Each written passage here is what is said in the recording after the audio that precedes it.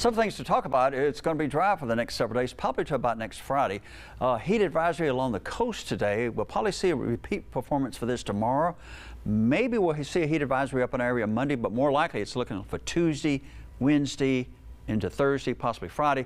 But it looks like the humidity will be down a little bit, so we may not have an excess heat advisory or warning unless it's along the coast during the middle of next week, but we will have heat advisories up here.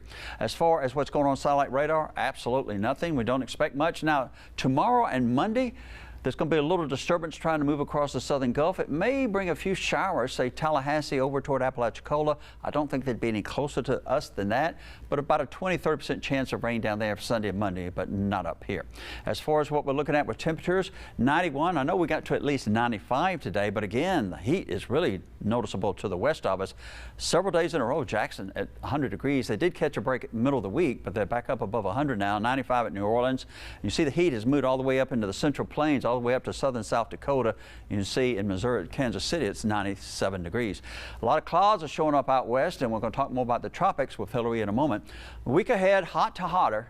95, 96 for tomorrow and Monday, and then look for temperatures right around 100 from Tuesday, Wednesday into Thursday, and then dropping back to the upper 90s on Friday, probably mid-90s on Saturday. We'll see a chance of rain showing up late day Friday, about 20%, but it looks like it jumps to 40% next Saturday. Now, as far as the tropics, landfall for Hilary, it was a Cat 4 earlier, about 24 hours ago. It's down to a Cat 2 hurricane. It's below 110-mile-an-hour winds, closer to 100.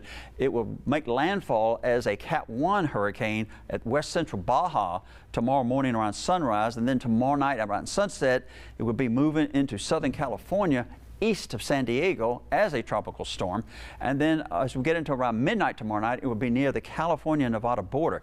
Winds will be up around 45 miles an hour on San Diego and to the east, up around LA and places like that. In fact, most of the rain will be from LA to Phoenix and north.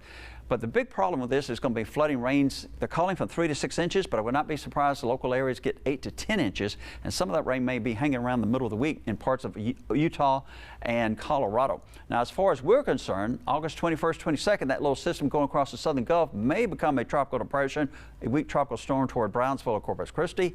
And then as we get into about a week after that in the Atlantic, that may be a hurricane well east of the U.S. And there's a system that I'll show you now that's out in the tropics that may hold together right here and move through the Gulf if it can hold together. This is your system for early next week in Texas, and this is more or less one that may be developing right now as we speak. Activity out in the Atlantic will stay out in the Atlantic. A couple of things to show you real quick. Here's what we're looking at down here. If this can make it across the eastern Caribbean, that would be something to watch in the next several days, but it's got to make it through the eastern Caribbean. This is one that has now formed into a tropical depression where my little gizmo is, and it will be moving off to the west-northwest and staying east of the U.S. And then let's go to System 1, and I'll show you a better view of what's going on with Hilary. It is weakening. It is about to make landfall in about 12 hours or so around west central Baja, then move up. And again, it's going to create a lot of rain. Those desert areas don't require much rain, 2 to 3 inches of concentrated rain, and have flash flooding. So there's going to be several parts of that that are going to be a problem. But again, that would be a problem that would be ending by Tuesday, but then it moves into Colorado and Utah, and that could be some heavy rain over there for the next 2 or 3 days in the middle of the week. Let's go back to System 2 and show what's going on real quick with the radar. As you see in the southeast and closer in, not much is going on. Don't expect much for several days. As far as what we're looking at, beach forecasts do not appear to be a problem with rip currents, but it will be hot down on the coast. Be aware of that this time of the year.